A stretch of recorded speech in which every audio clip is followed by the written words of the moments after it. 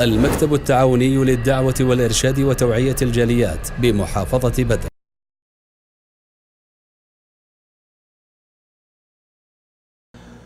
আসসালামু আলাইকুম রহমতুল্লাহি অবরাকাতুহ। সুপ্রিয় দর্শক ও শ্রোতা বন্ধুগণ, শয়তান ইবলিস আমরা সকলেই জানি এটা আমাদের দুশমন, বন্ধু নয়। মহান রব্বুল আলামিন স্পষ্ট করে দিয়েছেন, ইন্না শাইতানা লাকুম আদুউন ফাত্তাখিদুহু আদুওয়া, যে শয়তান তোমাদের জন্য চিরতর দুশমন, তাকে দুশমনই তোমরা গ্রহণ করবে, বন্ধু হিসাবে নয়। অন্যত্র বলছেন ইন্নাহু লাকুম আদুউম মুবিন, শয়তান হলো তোমাদের জন্য প্রকাশ্য দুশমন, বন্ধু নয়। আজ দেখা যায় পৃথিবীতে যত বিপদ আপদ, ফেতনা, ফাসাদ, ঝগড়া, বিভেদ, মারামারি, কাটাকাটি, হানাহানি, বন্ধুত্বহীন এবং বিচ্ছেদ যা হচ্ছে শয়তানের কাজ, শয়তান করাচ্ছে।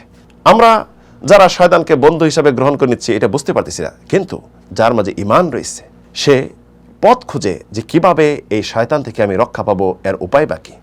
আজকে আপনাদের জন্য 7টি উপায় বলবো। এই 7টি উপায় যদি গ্রহণ করতে পারেন তাহলে অবশ্যই শয়তানের কুমন্ত্রণা থেকে, শয়তানের ফেতনা ফাসাদ বা বিপদে যে ফেলে দেয় এ থেকে রক্ষা পাবেন। প্রথম উপায়, দুনিয়াতে যা কিছু করবেন আল্লাহর সন্তুষ্টির জন্য, একনিষ্ঠ আল্লাহর জন্য, অন্য কিছু যে না থাকে। দ্বিতীয় উপায়, কোরআন তেলাওয়াত করবেন। কোরআন তেলাওয়াত করলে শয়তান আপনার পাশে আসবে না, শয়তান দূরে থাকবে। তৃতীয় সূরা বাকারা তেলাওয়াত করা। রাসূল মেরশাদ করেছেন, লা তাজআলু বুয়ুতাকুম মাকাবিরা, তোমরা তোমাদের ঘরগুলিকে, বাড়িগুলিকে কবরস্থান বানাই নিও না। কবরস্থানে যেমন কোরআন তেলাওয়াত করা, নামাজ পড়া নিষেধ, এমন করো না, বরং তোমাদের বাসা বাড়িতে সূরা বাকারা পড়ো। সূরা বাকারা যদি পড়ো, ইয়ানফিরু মিনহু শাইতান, শয়তান তখন বাসা বাড়ি থেকে পলায়ন করে। চতুর্থ, আয়াতুল কুরসি। আয়াতুল কুরসি আপনার জন্য অ্যান্টিভাইরাস শয়তান থেকে, শয়তান পাশে বিরবে না। পঞ্চম হলো মুআওয়াদাতাইন, অর্থাৎ সূরা নাস ফালাক। ফরজ নামাজের পরে সূরা নাস ফালাক পড়বেন, সকাল সন্ধ্যা সূরা নাস ফালাক পড়বেন, ঘুমাতে যখন যাবেন সূরা নাস ফালাক পড়বেন।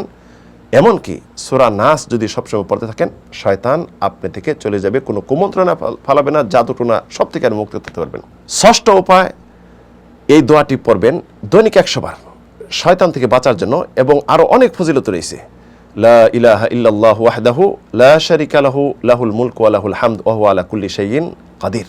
সপ্তম উপায়, বিসমিল্লাহ বলা। যে কোনো কাজ করবেন বিসমিল্লাহ, বাড়িতে প্রবেশ বিসমিল্লাহ, বের হচ্ছেন বিসমিল্লাহ, খানা খাবেন বিসমিল্লাহ, এমনকি স্ত্রী সহবাস করতে যেন আল্লাহর জিকির করতে না বলেন। এই 7টি উপায় যদি আমরা গ্রহণ করতে পারি, শয়তানের কুমন্ত্রণা থেকে, শয়তানের পথভ্রষ্টতা থেকে আমরা নিজেকে রক্ষা করতে পারবো, ইমানের আমলের হেফাজত হবে এবং আমাদের জন্য জান্নাতে যাওয়ার পথ সুগম হবে বলে আশা রাখি ইনশাআল্লাহ।